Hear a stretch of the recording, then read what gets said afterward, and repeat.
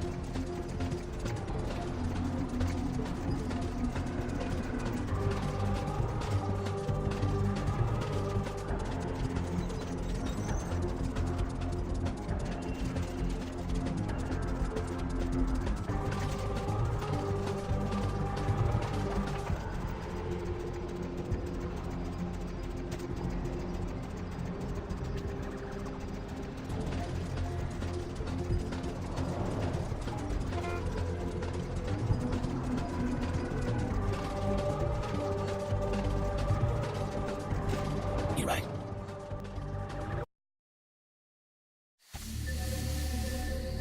You, what are you doing here?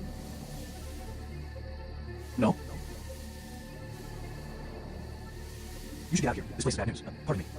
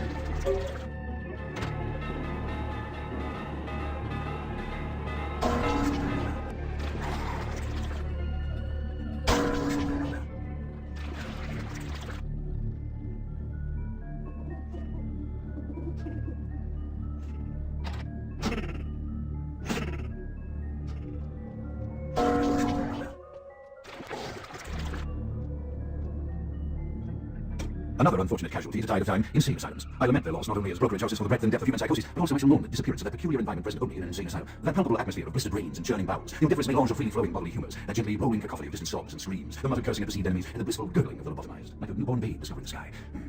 I shall still find test subjects as long as I find bloody sustenance in the night, but this climate, I fear, may never be replicated.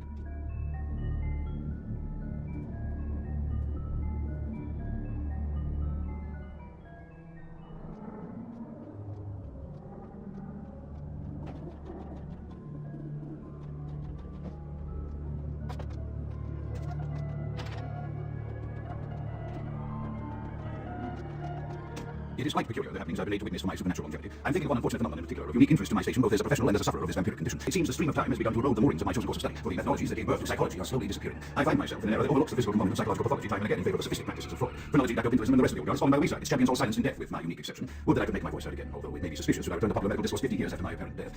No, better that I continue my studies into psychoses in secret. One day, may I hold up my own cure as validation of the methods. I am confident no cure for my condition or that of my beloved wife lies within our figurative minds, waiting to be unlocked by the correct combination of memories recovered from our childhood. I'm most certain it has nothing to do with the relationship between myself, my parents, and my genitals. Sorry, Sigmund, but I choose to stay my course. In time, too, may your star fade and disappear.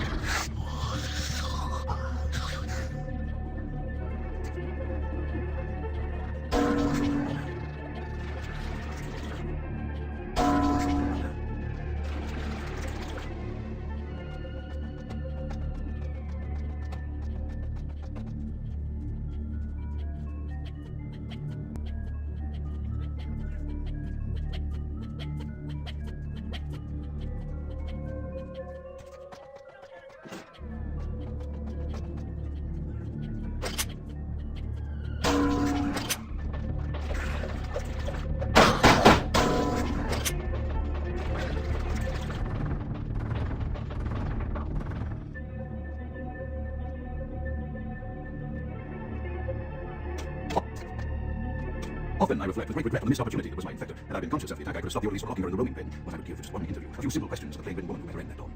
Of course, there is no guarantee she would have been any more helpful than my current crop of test subjects, mewling wretches. Few could be called enthusiastic. Given the nature of the test, I cannot expect the same fervor from all, but modicum of cooperation would be appreciated. Animals. The one called John is, of course, in awe of his arm, escaping the floorboards like some feral rodent. My studies proceed at a languid pace. I'm mired in a foul ennui as my wife's illness advances. My subjects were restless without proper supervision, but I cannot pull myself back from this slack depression. How many nights I've wasted now, gazing from the tower walk, pondering the frailty of existence.